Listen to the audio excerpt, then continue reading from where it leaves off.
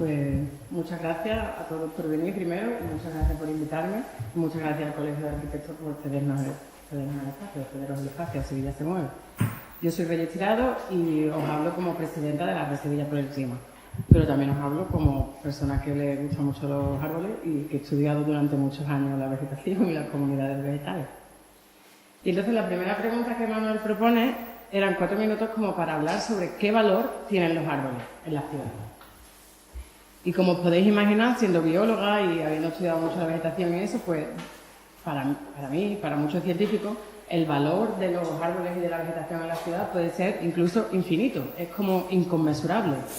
Y entonces he decidido que no voy a hablar de eso, no voy a hablar de la absorción de CO2 por los árboles, ni la biodiversidad, ni la sombra, sino que voy a hablar del valor que le damos a los árboles nosotros como sociedad. Y en este caso centrado en Sevilla. ¿Cuál es el valor que le da esta sociedad, y en este caso el Ayuntamiento de Sevilla, al medio ambiente y a los árboles en la ciudad? Entonces, pensando en qué parámetro nos podía servir para comparar eso, pues me fui a la página, hay una web que es el Observatorio Ciudadano Municipal de Sevilla, donde recopilan los presupuestos de 2017. Y hay muchas gráficas, yo tenía las gráficas preparadas, pero no pasa nada, vosotros podéis verlo, es www.ocmsevilla.org. Y ahí podéis jugar con los números y ver. Y entonces me puse a mirar cómo comparar, ¿no? ¿Cuál es el presupuesto, tanto de programa como orgánico, lo que cuesta que funcione un departamento y lo que se emplea en ese departamento, en programas y demás, de dos cosas importantes. Una cosa es, por ejemplo, la limpieza de las calles. ¿Cuánto dinero dedica la ciudad de Sevilla a la limpieza de las calles, la recogida de residuos, no el tratamiento de residuos, que es una cosa completamente diferente, pero a que mantengamos las calles limpias, que es algo que a todos nos gusta y nos parece importante en la ciudad, ¿vale? Y entonces estuve mirando esos números y comparándolo con cuánto puede ser lo que dedicamos a parques y jardines. Pues resulta que, por persona, en 2017, el Ayuntamiento de Sevilla dedicó 276 euros por persona al cuidado de parques y jardines. Perdón. Lipasan, 276 euros por persona a la limpieza de las calles, ¿vale? Y después miré cuánto sería parques y jardines. Resulta que Parques y Jardines dedica 61 euros por persona, tanto en funcionamiento como en programas, a el mantenimiento del arbolado, la gestión del arbolado en la ciudad. Como veis, es casi 4 veces menos una cosa que la otra. Y quizás eso nos indica cuál es el valor que como sociedad, como ciudad, le estamos dando a los árboles en la ciudad. Eso también creo que nos indica la deficiencia que tenemos en esa gestión, porque si una cosa, el presupuesto muchas veces es lo que nos indica, el presupuesto de una ciudad o de un país, lo que nos indica dónde están las cosas importantes, ¿no? Y no sé si habéis seguido este tema, quizás habéis visto que ayer o antes de ayer, el lunes por la tarde, hubo un debate sobre este tema. Se han talado este verano 2.800 árboles, 2.477 que estaban programados desde 2015, más 329 que se han hecho de emergencia, o sea, casi 3.000 árboles, de los cuales ya se ha talado casi el 99%, o sea, ya hay poco que hacer. Pero en un debate, el técnico del ayuntamiento reconoció que muchos de esos árboles se podrían haber salvado si hubiésemos tenido los medios suficientes. Conclusión: el valor que le damos no es el suficiente y esos árboles se talan porque desde el ayuntamiento no le estamos dando la importancia y el valor que tienen. Y podemos discutir, si queréis, después en el turno de preguntas, cómo se ha hecho, los informes de riesgo y todos los detalles técnicos que tenemos y que desgraciadamente yo llevo un mes estudiando, pero la conclusión es esa. Después hablaremos de qué podemos hacer y todo lo demás, pero yo lo quería dejar ahí.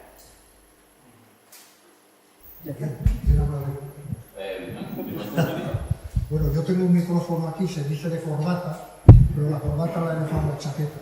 Bueno, evidentemente yo voy a hablar de otra cosa que no ha hablado Reyes y supongo que lo que vamos a conversar es más entre ustedes y nosotros o entre ustedes mismos que lo que les podemos contar. Y 4 minutos pasan volando.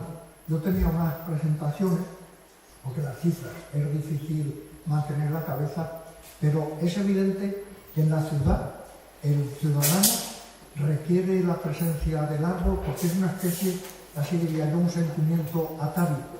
Nosotros venimos de nuestros antepasados que estaban en contacto directo con la naturaleza, y cuando se desnaturaliza la ciudad, pues tenemos la necesidad de que haya arbolado, que haya arbustos, que haya flores, y estar en contacto con los árboles, con el agua, con los cantos de los pájaros, etcétera, etcétera. Y por eso tenemos esa necesidad de salir de la ciudad los fines de semana y demás. Ahora, el arbolado urbano tiene muchos problemas. Se ha podido desarrollar tal como las ciudades se han ido desarrollando también, porque los núcleos urbanos, por ejemplo, en la edad medieval, incluso en el Renacimiento, pues estaban totalmente desprovistos de verde urbano. Bien es verdad que lo había alrededor de las ciudades. Y el verde urbano no solo proporciona una ambientación, da sombra, sirve para área de descanso, incluso para establecer relaciones sociales, sino que tiene unos papeles biológicos, digamos, muy claros. Y yo les hubiera puesto datos. Por ejemplo, siempre decimos que el arbolado urbano, como el arbolado en general, desprende oxígeno. Y es verdad. Las plantas utilizan la energía lumínica que nos llega del sol generosísimamente, como 3 veces más de lo que necesita toda la biosfera, incluidos nosotros, y los únicos organismos que son capaces de convertir esa energía lumínica en energía química son las plantas. Todas las cadenas tróficas se desarrollan alrededor de las plantas. ¿Y qué necesitan? Agua es la que dona el hidrógeno.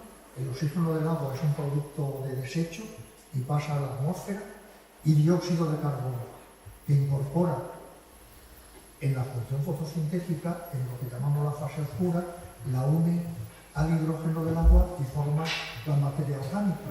Pero el oxígeno es un producto de desecho. Es verdad que la planta lo desprende, pero también lo utiliza, porque las plantas respiran igual que nosotros. Pero las plantas son capaces de acumular una gran cantidad de dióxido de carbono.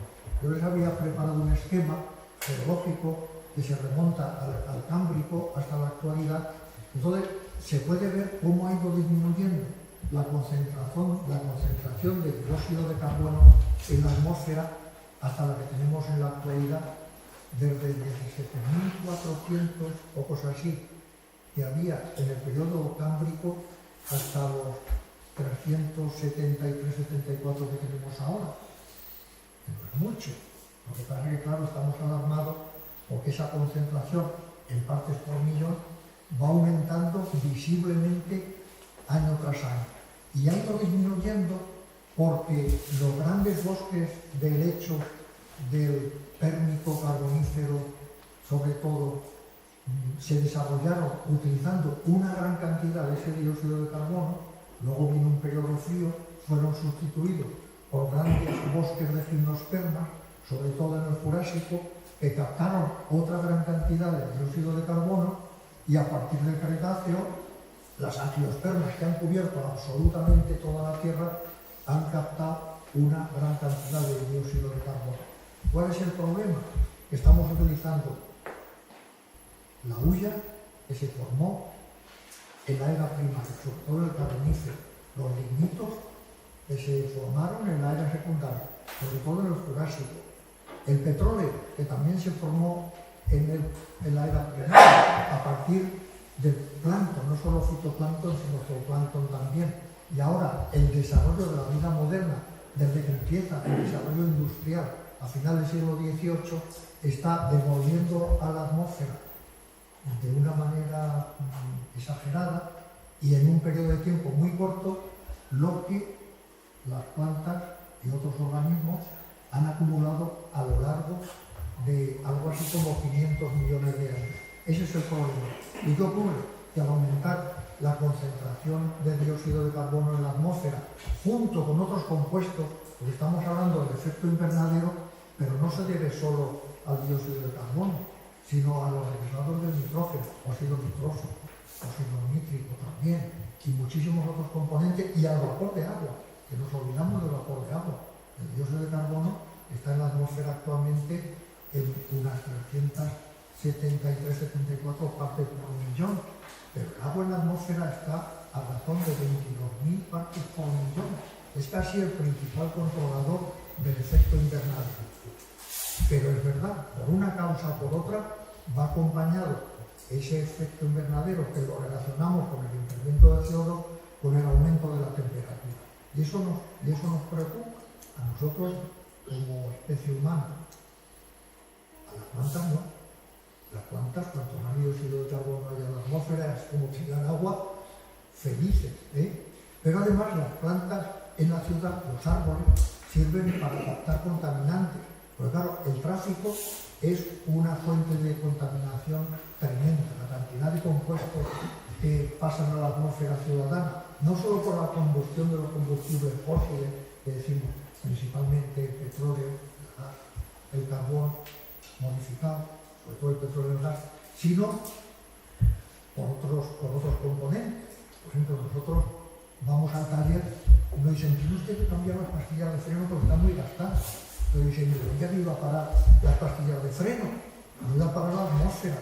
Y las cubiertas del coche están hechas polvo. ¿Dónde creen que han ido a parar lo que le falta a la cubierta, que lo tienen ustedes que cambiar cada no sé cuántos kilómetros? A la atmósfera, gases, partículas, todo eso pasa a la atmósfera y contamina las ciudades. Sevilla, afortunadamente, no tiene excesiva contaminación porque deriva sobre todo del tráfico. Pero hay ciudades como el río Barcelona, que ustedes habrán visto por esa sieta, ese smog, que se forma en la atmósfera de la ciudad y que se deposita cuando llueve y llueve. Bueno, pues las plantas también retienen las partículas que pasan a la atmósfera por efecto de la contaminación industrial o del tráfico. Y hay plantas especialmente apropiadas para retener compuestos a veces muy tóxicos, incluso cancerígenos, como pasa con los metales pesados que pasan a la atmósfera. Y ahí está, por ejemplo, la duranta es excepcional. Las adelfas están entre las plantas que mayor capacidad de captación de contaminación atmosférica tienen. O sea que tienen muchos efectos las plantas y por tanto es bueno tenerlas en el verde urbano. ¿Qué es lo que ocurre? Que estamos demandando la mayor cantidad de verde urbano posible, pero es lo secundario, que mantener los parques y los jardines es muy caro. Nosotros podemos formar un parque, que este parque ha costado, ¿no? 20 millones de euros, pero hay que mantenerlo y no estamos previendo el mantenimiento futuro. Y ese es el problema. En Sevilla, de acuerdo con datos que yo he tomado del PPI, que está ahí muy callado, que no me los he inventado, la cantidad de metros cuadrados de verde urbano por habitante entra dentro de la media que dice la Organización Mundial de la Salud que debe haber en las ciudades, que son 15 metros por habitante. Si hubiéramos convertido en parque, por ejemplo, la Corchuela, hubiéramos pasado a 21 metros cuadrados por habitante. O sea que no estamos mal. ¿Qué es lo que ocurre? Que cuesta mucho mantener el verde urbano y vienen los problemas por el mantenimiento. Los árboles envejecen, pero es que hay que irlos renovando. Los árboles tienen un periodo de vida más o menos largo. Hay algunos que pueden ser milenarios, como pasa con los olivos, por ejemplo. Hay otros que con unas decenas de años ya han envejecido, ya hay que irlos sustituyendo. Y eso cuesta mucho dinero. ¿Qué es lo que ocurre? Que si no se hace, envejece el árbol y acaba con los problemas que hemos estado viendo este año y todos los demás. Se desprenden ramas, sobre todo de los plátanos. Los plátanos, porque tienen una vida relativamente corta. Y yo recuerdo, cuando llegué a Sevilla hace unos 50 años, los plátanos que había en la calle que hay alrededor de la universidad, se llama... No, a los de la frontera, son los mismos que hay ahora. O sea, los mismos plátanos que había hace 50 años son los que hay ahora. Ahora están más viejos, que yo me fijo. Fijaros, las ramas están dañadas por los hongos fitófagos, en fin, que tienen muchos problemas porque no se ha ido haciendo el mantenimiento regular que había que hacer. Estos son problemas que surgen y otros muchos más, que supongo que en la conversación irán saliendo. Y yo me callo porque nos han dicho 4 minutos y no somos conscientes de que 4 minutos se pasan volando.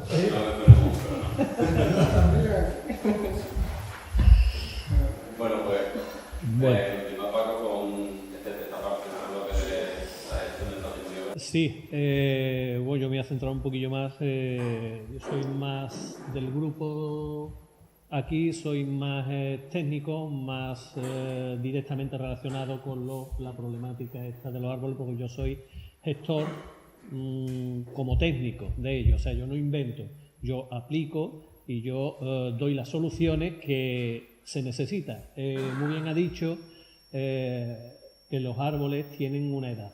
Y los árboles tienen, el problema que tenemos con la arboleda y la infraestructura es que jardinería es la hermana pobre de la infraestructura de las ciudades. Eso en todo sitio. Y además la prueba la tenemos incluso cuando se escoge el personal. En un personal de infraestructura se mira cuando se aprueban las oposiciones, ¿quién tiene conocimiento de electricidad? A electricidad. ¿Quién tiene conocimiento de albañilería? A albañilería. Los que quedan que no tienen conocimiento de nada, pues a limpieza o a jardinería. Y eso es sistemático así. Entonces, ese problema, hasta que no lo cambiemos, hasta que no nos concienciemos que la arboleda es una parte de la infraestructura, como puede ser, que ahí no es que esté en desacuerdo, sino que yo, cuando antes dijiste, no se le puede dar el valor de un mueble, pues yo le daría el valor de un mueble, porque está mejor visto un mueble, está mucho más valorada una farola que está repertoriada con un valor, que se le da un valor, se le da una utilidad y se da una preocupación de mantenerla, que ha dicho que no son mobiliarios, que el árbol no es un mobiliario de la te he escuchado desde el principio. Bueno, no es que no esté en contra de eso, sino simplemente que para mí el árbol es un mobiliario, el árbol dentro de la ciudad es un mobiliario. Hay que diferenciar muy bien lo que son parques, ciudades y bosques de fuera de la ciudad. Cada uno tiene un tratamiento distinto. Y el más inhumano, si queremos así, el más inhumano es el árbol que está en la ciudad. Porque para nosotros es un producto del que sacamos mucho provecho y lo tratamos pues como podemos tratar la ganadería, ¿no? Cuidamos los pollitos para comérnoslos, cuidamos los cerditos para comérnoslos. Pues los árboles igual, lo tenemos para la sombra, lo tenemos para que nos den frescor, lo tenemos para que sea bonita la calle. Pero cuando no nos sirven o cuando ya no nos gusta el plan que tenemos, le damos. El temario aquí ponemos la infraestructura, el valor del patrimonio vegetal, su mantenimiento y cuidado, y después ponemos Sevilla ante el cambio climático. Yo creo que hubiera sido mejor al revés, porque el problema del mantenimiento que tenemos ahora viene a raíz del cambio climático. Sevilla se está pasando ahora a unos periodos, no sé si estarán de acuerdo conmigo los compañeros, unos años con unos vientos tremendos, unas insolaciones exageradas, unas lluvias exageradas, todo lo que tenemos muy exagerado en los últimos años. Entonces es muy difícil gestionar una arboleda con pocos medios, como ella bien ha reflejado. O sea, tenemos muy pocos medios, habría que tener un personal inmenso cuidando esa cantidad de árboles, midiendo, porque eso hay que mirarlo todas las veces, todos los días casi. Por eso es que tenemos que cambiar el modelo productivo que tenemos de mantener esa arboleda o esos jardines, hay que cambiarlo. Y todos los que están implicados deberían estar vigilando todo. Que tenemos la costumbre de que yo soy jardinero, yo escarbo, aquí tengo un árbol, sé que se va a caer una rama, pero yo no voy a decir nada porque yo me encargo del riego. Eso pasa, en el mantenimiento pasa. En la universidad cuando yo llegué era así. Hay unos señores que estaban dedicados a ciertas cosas y los otros pues como si nada. Al meterlo en un concepto global, ya son verdaderos profesionales. Está todo el mundo pendiente de todo, tanto de los animales que hay por allí, de la arboleda, como de las plantas y de los usos que se le da a las zonas. En la Pablo de Olavide, no sé si ustedes la conocen, es como una microciudad. Allí tenemos 11.000 personas diariamente pasando por aquellos jardines, avenidas, campos, y lo tenemos dividido en varios sectores. Tenemos un sector silvestre, verdaderamente agreste y salvaje, tenemos otro sector más ajardinado y después tenemos zonas deportivas. Y después tenemos muchas zonas que la gente piensa que están abandonadas y no están abandonadas, están dejadas a su aire. Tenemos también que respetar un poquito la naturaleza. Somos muy... Esto tiene que ser así, yo lo voy a poner así. El dejar muchas zonas sin tratamiento de ningún tipo ha dado lugar a un espacio nuevo, silvestre, que es muy apreciado por la gente que van a visitar la Pablo Olavide. Eso es una forma de mantenimiento. Hablamos de mantenimiento. Yo estoy ahora en la parte de lo que es el campo, lo que se atañe.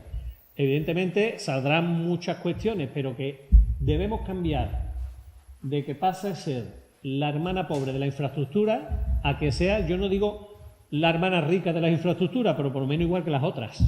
Vamos a intentar que la jardinería sea igual que las otras. Si consiguiéramos que esos 76 euros pasaran a 240 y tantos por persona, pues seguro que se podían hacer muchas más cosas de las que se hacen, seguro. No me alargo más. Creo que los 4 minutos están bien.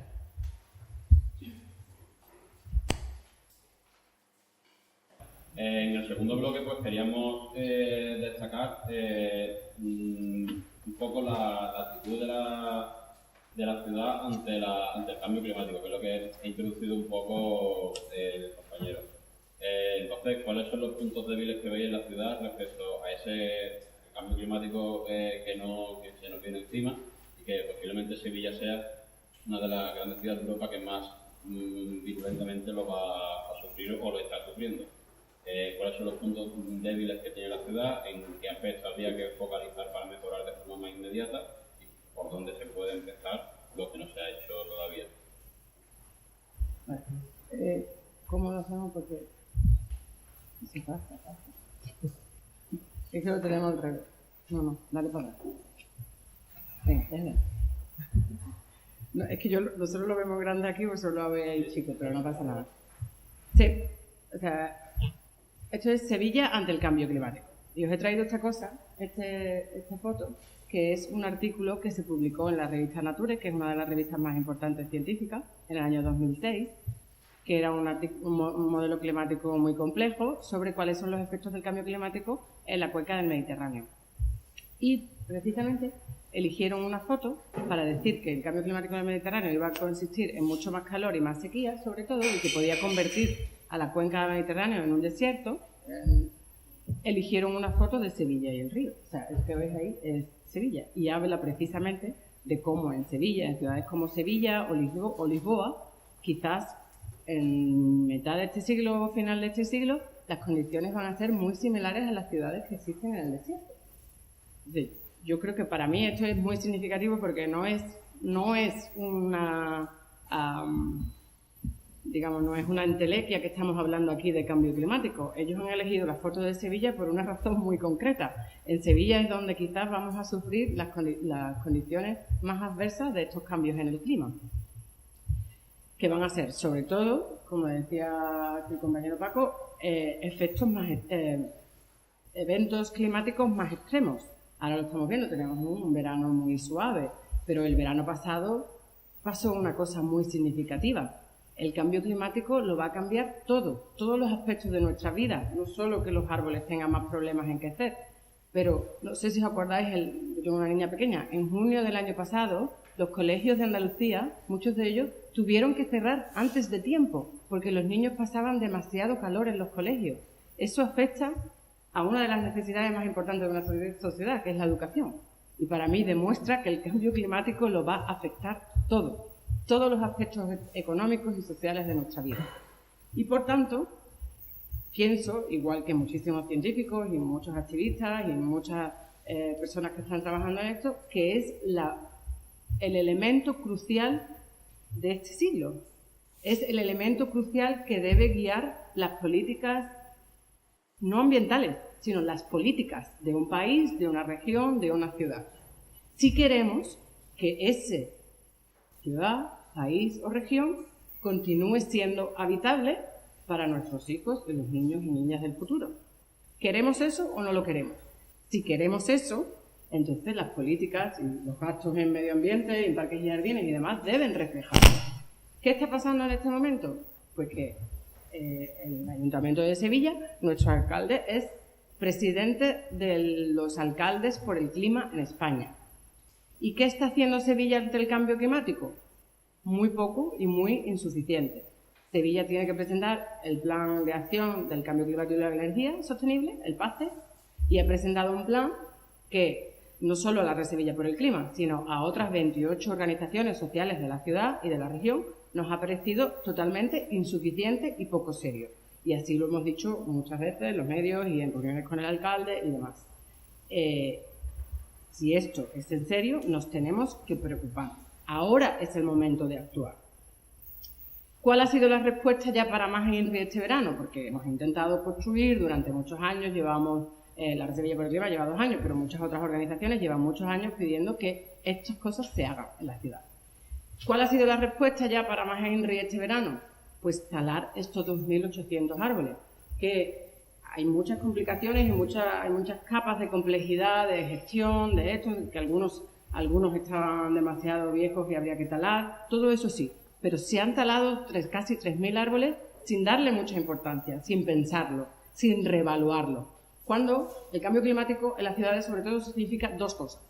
Primero, tenemos que sacar a los coches de la ciudad porque son el primer componente de emisión de gases de efecto invernadero. Y segundo, que necesitamos a los árboles para ayudar a mitigarnos y adaptarnos a ese cambio que viene.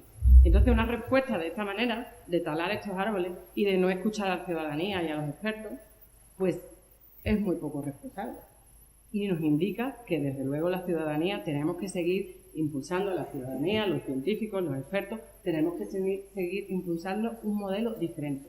Un modelo donde estas políticas realmente se tomen en serio.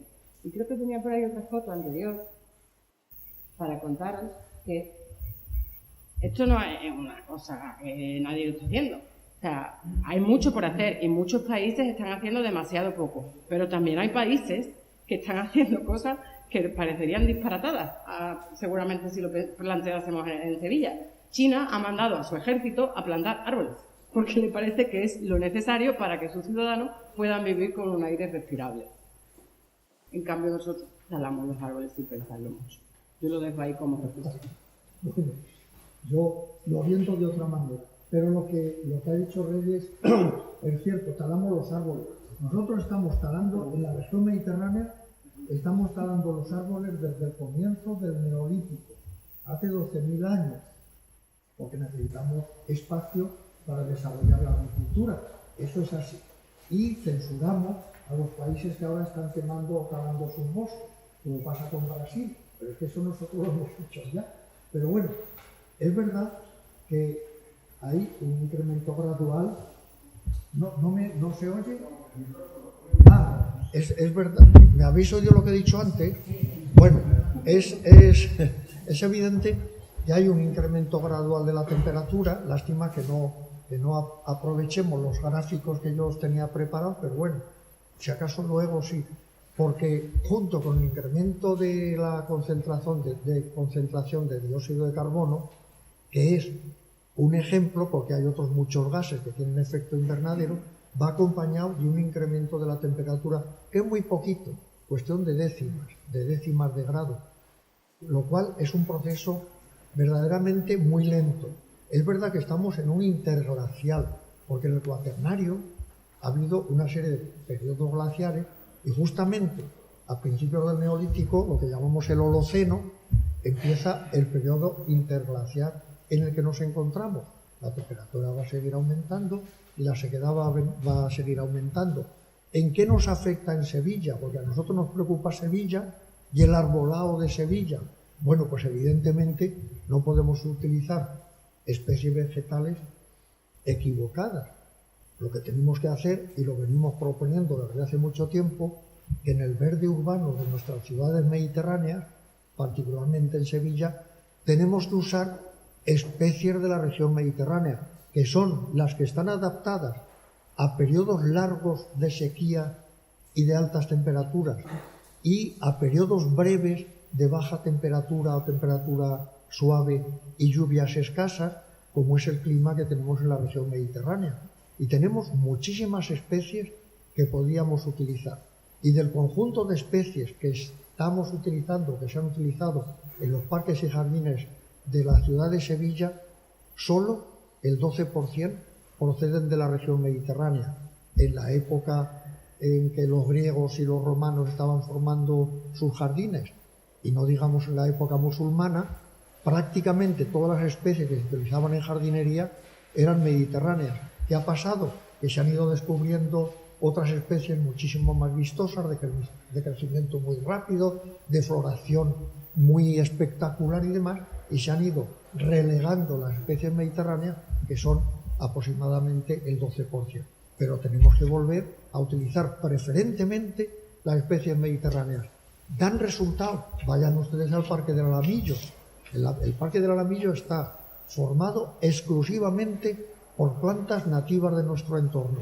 El Bosque en Galería, que ahora lo pueden visitar con ese carril bici y esa pasarela que se ha hecho. El muro de contención entre la isla de la Cartuja y la Corta de la Cartuja. Esa vegetación es toda nativa y ahí está. El mantenimiento es mínimo. El tratamiento fitosanitario no es necesario o es mínimo también. Ya eso tenemos que volver a dejar las especies alóctonas y utilizar las especies autóctonas. En la región mediterránea hay miles de especies que se pueden utilizar. Pero además hay una región mediterránea en California, en Estados Unidos, con miles de especies que se pueden utilizar.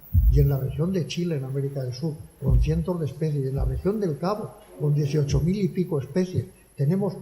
Y en Australia tenemos a disposición un montón de especies vegetales perfectamente adaptadas a la sequía, a la insolación e incluso a los incendios. A eso tenemos que ir y esa es la jardinería que en el futuro hay que practicar en Sevilla si queremos que sea eficaz y siga desempeñando su papel. No digo más porque esto es para discutir horas y horas. Bueno, en lo que a mí me corresponde como técnico, directamente implicado en el manejo de las plantas y en el manejo de esos jardines, el cambio climático me da una idea de que lo que hay que hacer es unas instituciones que se encarguen de ese mantenimiento mucho más flexibles de lo que son ahora. Tenemos unos estamentos de jardinería con unas normas que son de principios de siglo prácticamente, aunque se ha avanzado mucho últimamente, pero tenemos esa cosa de no ir cambiando. Y lo primero que hay que cambiar, aparte del cambio climático, es el cambio de mentalidad en el público. Al público tenemos que empezar a decirle que, bueno, que un jardín no es una pradera verde de césped verde, verde, verde, con una arboleda inmensa dando mucha sombra, porque sí, eso es muy fresquito y todo, pero eso no es natural. Eso no es natural. Es natural quizás, pues en Asturias, posiblemente es natural en Escocia, pero tenemos esa cosa del ser humano de forzar la naturaleza, ¿no? Uno de los más grandes jardines de plantas grasas, de cactus que hay, está en Escocia. Imaginaros el trabajo y lo que se gastarán para que no se le moje la tierra. Tiene que ser una cosa, yo me los veo allí todo el día drenando, porque es que si no, no me lo explico. Y aquí tenemos esa intención, ¿no? Hay que ver también la cantidad de campos de golf que se están haciendo por esta zona.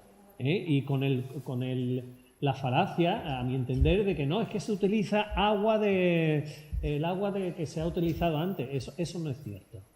Eso no es cierto. He estado en muchos campos de golf, infinidad de campos de golf. Y como técnico sé que no se usa el agua reciclada. Porque el agua reciclada aquí en Andalucía hay sitios que sí que se recicla muy bien. No en España en algunos sitios, pero sobre todo en el extranjero. Se recicla y se saca agua muy pura. Aquí tenemos un nivel de reciclado del agua básico. Matamos algunas bacterias, matamos algunos olores y poco más. Con eso no se puede regar un campo de golf. Entonces casi todos los campos de golf, casi todos, no me atrevo a decir todos, me imagino que algunos no está hablando, tienen una doble instalación de riego. Eso se tiene que saber. Todos tienen la instalación de riego. Sí, está el agua reciclada que se mezcla aquí. No, señor mío, está sacando usted agua de un pozo con el que está regando. ¿Que le echa un poquito de agua reciclada? Pues sí, seguramente, porque tiene que cubrir un mínimo. Pero eso es... yo desafío que la gente vayan a los campos de golf a ver de qué depuradora están sacando ese agua. Eso para empezar. Entonces, el cambio climático viene hay muchos que presentan dudas, lo mismo que están presentando dudas si hemos subido a la luna. Pero en este caso, viene, está aquí y nos tenemos que adaptar a él. Y gastar más dinero no es obligatoriamente un dispendio. ¿Quién sabe si el problema de los colegios, si esos colegios hubieran tenido a su alrededor unos patios con una cobertura vegetal importante, no hubieran gastado menos aire acondicionado? O a lo mejor con las ventanitas abiertas y un ventilador se hubieran podido apañar, si tenían, porque eso lo sabemos todos, no es lo mismo pasear por el Parque de María Luisa a las 4 de la tarde que irse pues por la avenida de Cádiz para adelante en camino de Bellavista. El tiempo es el mismo, el clima es el mismo, pero sin embargo el Parque de María Luisa se puede hacer. ¿Por qué? Porque hay una foresta que lo mitiga. Entonces, sí, gastas dinero de un lado, pero lo mismo lo estás ahorrando del otro. Eso hay que tenerlo en cuenta. Y después, el diseñar jardines convenientemente, con especies convenientemente adaptadas y con el riego necesario, nos evita gastar más agua de la necesaria. Porque eso también es un dispendio. El decir, bueno, pues vamos a poner aquí árboles a cascoporro y además de mucho follaje. Pero nos vamos a gastar el agua, que cada día hay menos. En esta zona, por lo menos. Cada día hay menos de ese agua, entonces eso tenemos que regularlo. Profesionalmente, vuelvo a la misma, parece que estoy presentando, que estoy vendiendo aquí la Pablo Olavide, ¿no? La Pablo Olavide se me criticó muchísimo por la forma que yo tenía regar. Yo rego los jardines, las praderas, una vez en semana. Los céspedes también. Una vez en semana. ¿Qué pasa? Que no están verdes lustrosos. En primavera sí, porque como tiene la lluvia, no hace mucha calor, se pone muy bonito. Pero ahora mismo pues está aquello como un poquito ajado. Pero la gente se tiene que acostumbrar que hay un periodo de estío. Lo mismo que se acostumbra que hay un periodo que cae hojas. Y lo mismo que hay un periodo que salen flores. ¿Que no te gusta ese periodo? Bueno, pues los alérgicos seguro que no les gusta el periodo de las flores. Eso lo tenemos todo que saber. Tenemos que educar. Hay un trabajo enorme, sí es verdad, de mantenimiento, pero también en esos mismos grupos de educar al personal y decirle, no, mire, todo no puede ser así y las modas son las modas y los gustos son los gustos. A ti te gustará un árbol florido que huela a naranjo, pero habrá otro que le guste un árbol que caiga la hoja roja en otoño. Entonces tenemos que hacer ahí, explicarle por qué no podemos poner eso y por qué sí podemos poner lo otro. Y una vez que la gente lo comprende, actualmente allí en la universidad, que tuve muchos detractores al principio, ahora me dicen, oye, pues mira, pues resulta que no está tan mal. Claro, es que te has acostumbrado. Es cuestión de costumbre. El primer año te choca que no te riegue el césped, pero el segundo año, bueno, pues tú sabes que en agosto aquello va a estar así. En agosto hay poca gente, pues no pasa nada. En Sevilla en agosto hay poca gente también. Tampoco hace falta tenerlo todo tan verdecito y tan acuoso. Vamos a ahorrar un poquito y vamos a acostumbrarnos a esas especies nuestras que no son tan ávidas de recursos. Las plantas mediterráneas, incluido el césped. Incluido el césped, que hay césped, pero que ese césped no debemos buscar esta variedad tan bonita de pelucita que no pica, que es como terciopelo, porque esa hay que regarla 2 veces al día, por la mañana y por la noche. Eso, vamos a intentar buscarnos las otras, que son un poquito más duras, pinchan un poquito más, pero bueno, son de esto. Y después la inversión. Estamos hablando de inversión.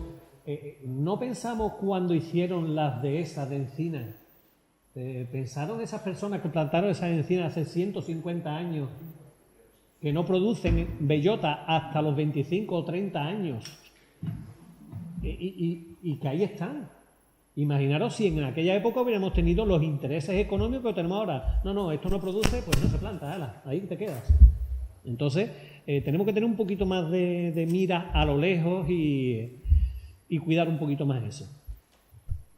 No digo. Bueno, pues todo esto deja de relieve que efectivamente la gestión de parques y jardines necesita un cambio de mentalidad, de educación. Hay que ahondar mucho en esto que es el último que señalaba Paco, de la educación ambiental.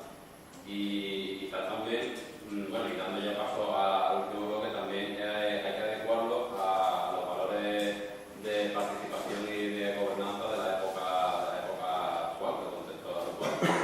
Y en ese sentido, pues también esta participación, ese interés ciudadano por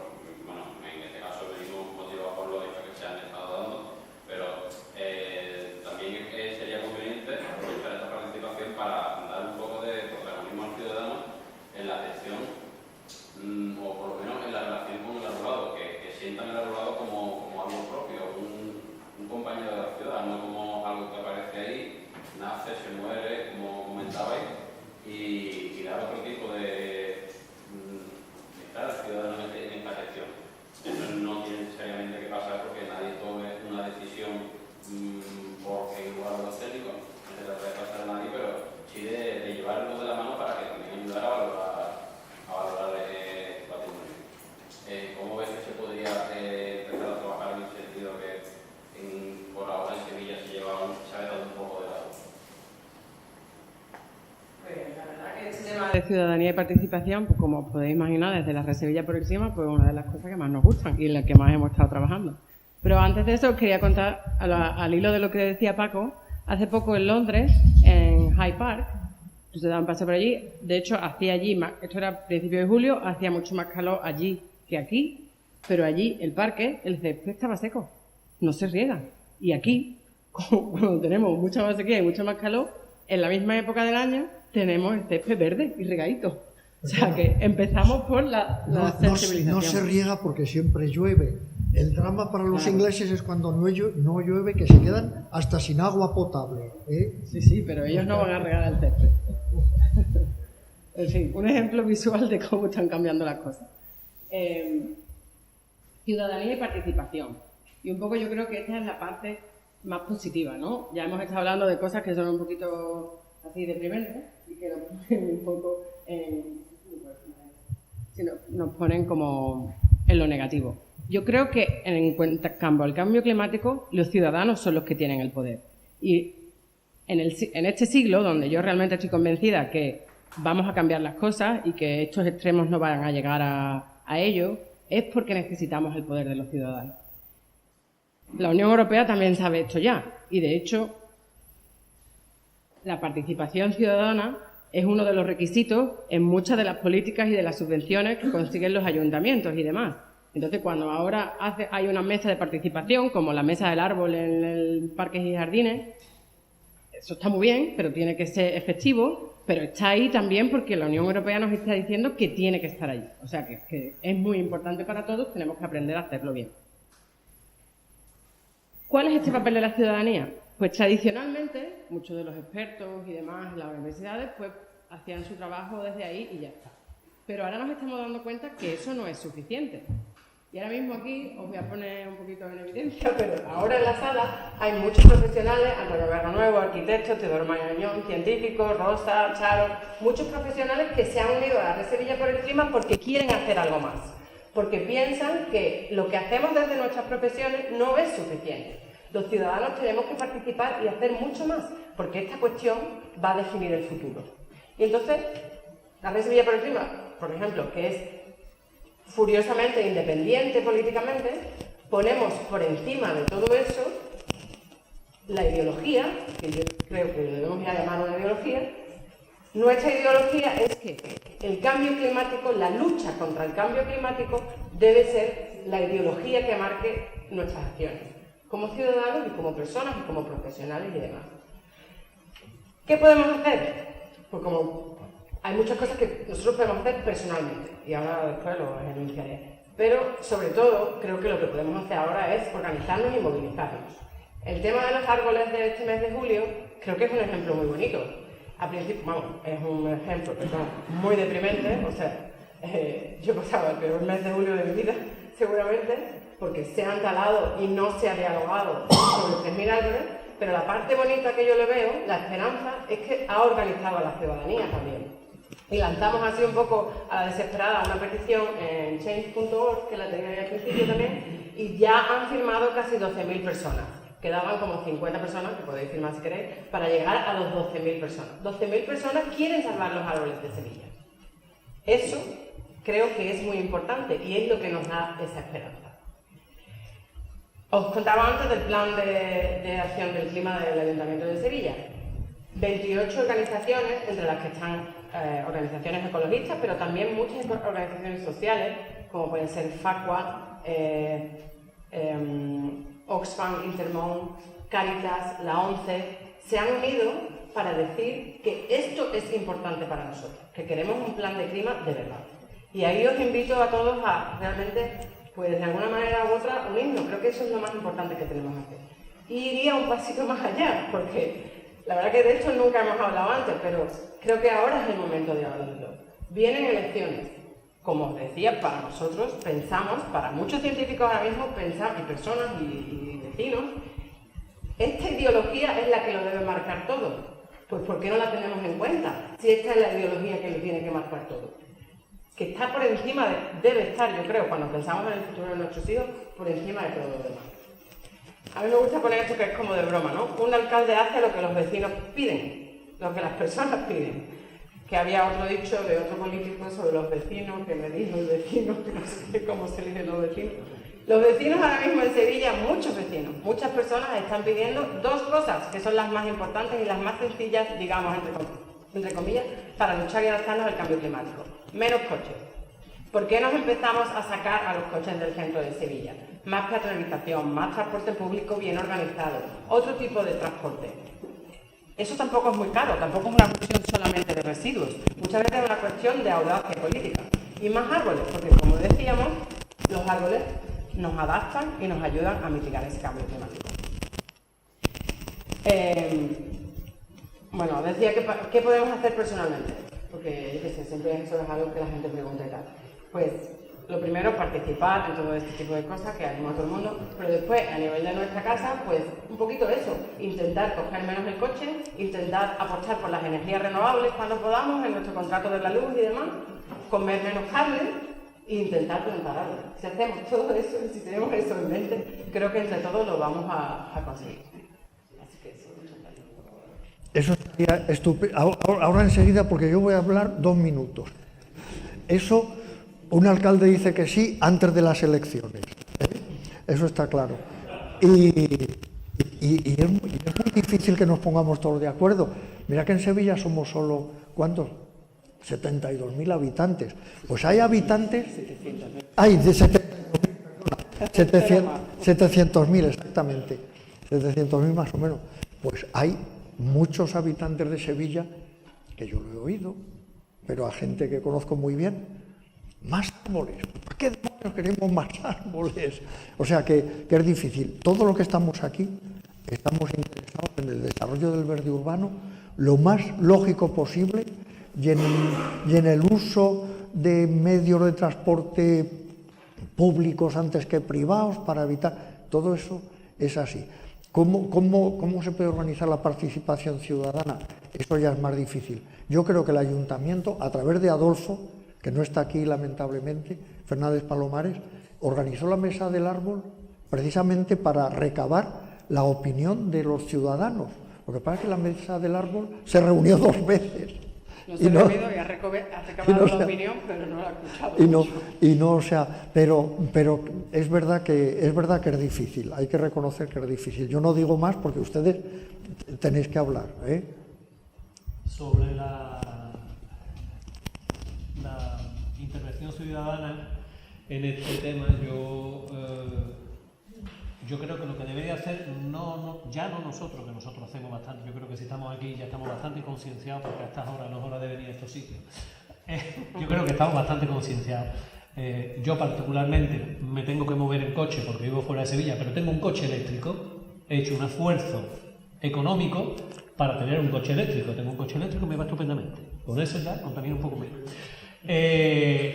Lo que sí deberían hacer las instituciones, como por ejemplo el Ayuntamiento de Sevilla y la delegación de medio ambiente que tengan, es un adoctrinamiento general. Empezar a hacer un planteamiento de decir, bueno, voy a mandar a las asociaciones de vecinos, a los núcleos, a todos los sitios, pues alguien que les explique las plantas, por qué, para intentar crear, porque él tiene razón. La mayoría de los árboles que se tiran abajo en muchos sitios son los propios vecinos, los que los piden. Les gusta mucho el azahar, pero no les gusta la naranja que cae. Entonces habrá que sacar un híbrido que echa azahar, pero sin fruto. Lo mismo es una solución, quién sabe. Nos tenemos que adaptar a lo que la gente pide. Y es verdad que si la gente está concienciada y empiezan a pedir ciertas cosas, se lo van a pedir al ayuntamiento. El ayuntamiento lo hace. Si no se lo pide porque no están concienciados, yo creo que el ayuntamiento, cualquier servicio, se aprovecharía y hace muy bien de lo que tiene en ese momento. La mayoría de los vecinos, yo conozco barriadas como puede ser Parque Alcosa, Polígono de San Pablo, que fue un proyecto de jardinamiento bastante interesante. Se han eliminado casi todos. Casi todos los jardines del Polígono San Pablo se han eliminado. ¿Por qué? Pues porque quieren aparcamientos, porque quieren acerados, porque aquello estaba lleno de hierba, de bichos, de qué sé yo. Ahora se quejan de que hace mucho calor porque han hecho unas plazas durísimas de mucho cemento y hace un calor que mata. Pero claro, ya es tarde porque los árboles tienen otro periodo. Yo puedo cambiar de opinión este año, decir, uy, este año no me gusta el calor. Pero un árbol tarda mucho tiempo en hacer esa función. Y las ciudades quizás avancen más rápido de lo que avanza la naturaleza que nosotros intentamos poner. Por eso hay que hacer una concienciación y un verdadero conocimiento del medio al público en general, que es el que lo tiene que pedir. Si la gente no pide árboles, si la gente no pide en zonas verdes y gastar menos agua y menos coches en la carretera, si no lo piden, es para nada. A ustedes.